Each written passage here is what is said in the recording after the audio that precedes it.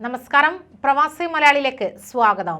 യുഎഇയിൽ നിയമലംഘനങ്ങൾ കണ്ടെത്താൻ കർശന പരിശോധനയാണ് അധികൃതർ നടത്തുന്നത്. താമസ സ്ഥലങ്ങളിലെ നിയമലംഘനങ്ങൾ കണ്ടെത്താൻ ദുബായിൽ അധികൃതർ പരിശോധന ശക്തമാക്കി കഴിഞ്ഞു. എല്ലാ ദിവസവും രാവിലെയും വൈകിട്ടുമാണ് മറ്റു വകുപ്പുകളെ കൂടി ഏകോപിപ്പിച്ച് പരിശോധനകൾ നടക്കുന്നത്. താമസ സൗകര്യങ്ങളിൽ നിയമം അനുവദിക്കുന്നതിലും കൂടുതൽ ആളുകളെയോ കുടുംബാംഗങ്ങളെയോ കഴിയുന്നുണ്ടോ എന്നതാണ് പ്രധാനമായും പരിശോധിക്കുന്നത്. ദുബായിൽ വില്ലകളിലും അപ്പാർട്ട്മെന്റുകളിലും താമസിക്കാവുന്ന ആളുകളുടെയും കുടുംബങ്ങളുടെയും എണ്ണം കൃത്യമായി നിശ്ചയിച്ചിട്ടുണ്ട്. പരിശോധനകളിൽ ഈ എണ്ണം പാലിക്കുന്നുണ്ടോ എന്നാണ് അധികൃതർ അന്വേഷിക്കുന്നത്. ഈ വർഷം തുടക്കം മുതൽ ഇതുവരെ മുനിസിപ്പാലിറ്റി 19,837 ഫീൽഡ് വിസിറ്റുകൾ പൂർത്തിയാക്കിയിട്ടുണ്ട്.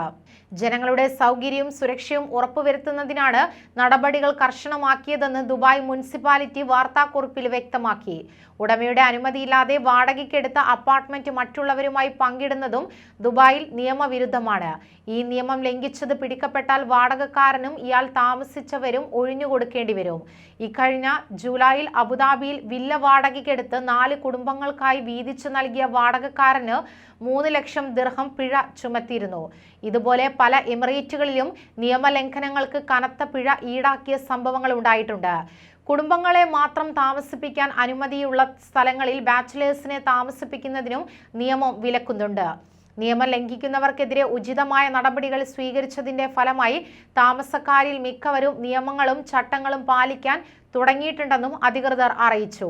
അതുപോലെ ദുബായിൽ താമസിക്കുന്നവർ ഒപ്പം കഴിയുന്നവരുടെ വിവരം രജിസ്റ്റർ ചെയ്യണമെന്നുള്ള ദുബായ് ലാൻഡ് വകുപ്പിന്റെ നിർദ്ദേശം 1 മാസമോ കൂടുതലോ കൂടെയുള്ളവർക്ക് ബാധകമെന്ന് അധികൃതർ വെളിപ്പെടുത്തി.